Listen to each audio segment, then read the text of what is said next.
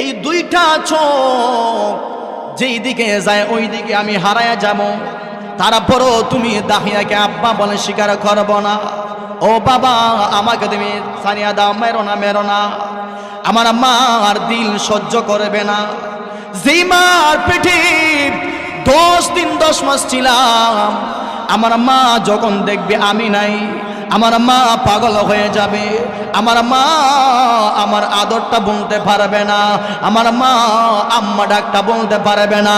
আমার মা এত আদর আমাকে করেছে, দীর্ঘ 60টা বছর আমার মা আমাকে লালন পালন করেছে। ও বাবা, আমাকে তুমি ছাড়ে মেরো না, আমাকে ছাড়িয়ে দাও। আমি তোমাকে বাবা বলে স্বীকার করব না। আমি এই মদিনাতে যাব না, আমি অন্য কোথাও হারিয়ে যাব।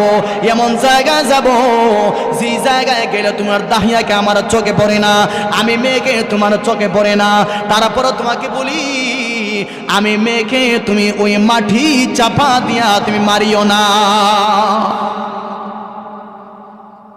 নবীজি কেন কম ঘটনা বর্ণনা দিতেছেন? দাহিয়া যখন মেয়েকে মারিয়া ফেলাইছে, হঠাৎ করে দাহিয়ার ভিতরে গুনার অনুশোচনা জাগ্রত হয়ে গেছে। আলহামদুলিল্লাহ বলবেন না? এর আগে নবীজি দোয়া করেছেন আবু লাহাব এবং দাহিয়াতুল কালবির পক্ষে। ও আল্লাহ, দাহিয়াতুল কালবিও ছিল সুন্দর, আবু লাহাবও সুন্দর। যে কোনো একজনকে তুমি ইসলাম ধর্মে দীক্ষিত করো। আল্লাহ আবু লাহাবের দোয়াটা, দাহিয়াতুল কালবির পক্ষে দোয়াটা আল্লাহ কবুল করেছেন। সুবহানাল্লাহ। অনুশোচনা জাগ্রত হয়ে গেছে, আমি কি করলাম? এবার আল্লাহ ওহী পাঠাইছেন, নবীজি আগামীকালকে দাহিয়াতুল কালবি ইসলাম ধর্ম গ্রহণ করার জন্য আপনার দরবারে আগমন করবে। সুবহানাল্লাহ। আগামীকাল সকালে গেছে, নবীজি বলেন সাহাবায়ে কেরাম, দাহিয়াকে তোমরা সংবর্ধনা জানাইয়া আনবা, দাহিয়াকে তোমরা সংবর্ধনা জানাইয়া আনবা, সংবর্ধনা জানাইয়া আনবা।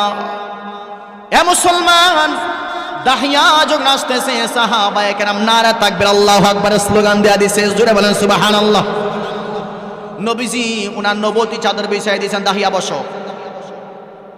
দাহিয়া বলতেছে, নবীজি এই নবতী চাদরে বসার মতো যোগ্যতা আমি দাহিয়া নাই।